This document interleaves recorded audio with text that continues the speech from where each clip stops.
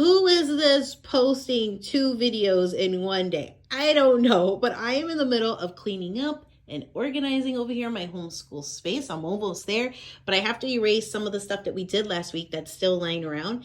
And so I figured I haven't done this in a while, might as well share with you guys. My name is Nancy, by the way. I should have led with that. My name is Nancy from Jack and Link, and we hand make all these dry erase boards and wooden educational items that I'm going to share a few of them with you guys right now.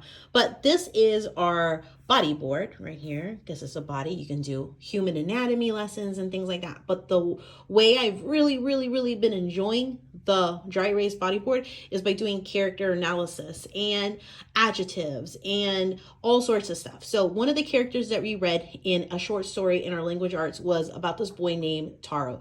My son wanted to go and he watercolored on it and he went outside the lines. You know, I think that stuff is so cute. So he went and did that. He wanted to watercolor him and paint him. So he did that. And then we described the kind of personality traits that Taro had. And then we went ahead and we labeled them all around here on the outside. So that's one of the things, and I'm about to go and erase it, which is why I wanted to share it with you guys. I thought it was so sweet. We've really been loving using this dry erase board for character analysis and discussions. If you guys follow us on our Instagram account, and I will link it down below in the description in case this is your first time stumbling onto us here on YouTube and you didn't come over from Instagram. I use this 2 different ways, one with my 4th grader and one with my 2nd grader. So this is our wooden grammar board and there's strips that come with it. But the way I've been really loving using this for is with the dry erase squares with sentence structure. So I had a simple sentence here. A girl ran. And I asked him, how can we make the sentence richer? How can we make it more interesting? And so we added some adjectives. A good girl ran. And then he did this one at the end, jauntily. Vocab win, right? A good girl ran jauntily. But then he had another one over here. We had the man holds a cat. And he went ahead and added some more detail. The rich man holds a bobcat. So I love the dry erase squares. You can move them around, easy to add things to and play around with sentence structure. So that was a really good one that we did. And I'll show you what we did with my 4th grader.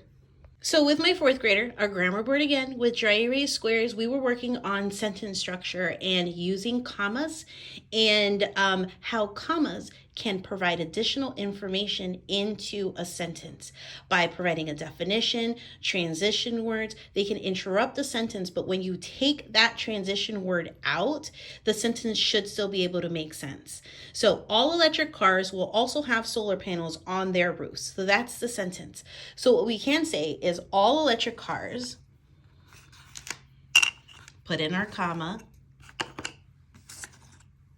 so our 2 commas. So all electric cars, we can use this for example. So all electric cars, for example, will also have solar panels on their roofs. So we did that. We just played around with all the different sentences. We moved them out. We saw that even without the comma, the sentence should still make sense, you know?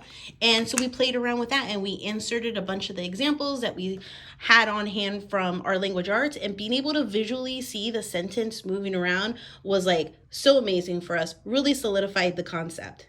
Another thing that we use, and I apologize, I already erased all the other stuff that we use. But again, follow us on Instagram and you'll see all those ideas. I usually post in stories and stuff every beginning of the day as we're using them.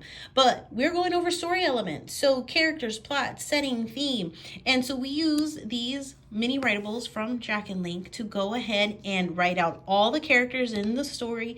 There was the candy lady, Taro, the tofu man, Taro's mom, and the tofu man's son. And so we labeled and listed out all the characters in the story. There was more to this, but unfortunately I erased it. I am going to make it a point to not erase so quickly next time, but I will continue to share story elements because that's something that we're super big on lately. So hopefully this helped. I will save it to the playlist titled weekly Jack and Link activities, I believe. Subscribe if you like all this stuff. See you guys later.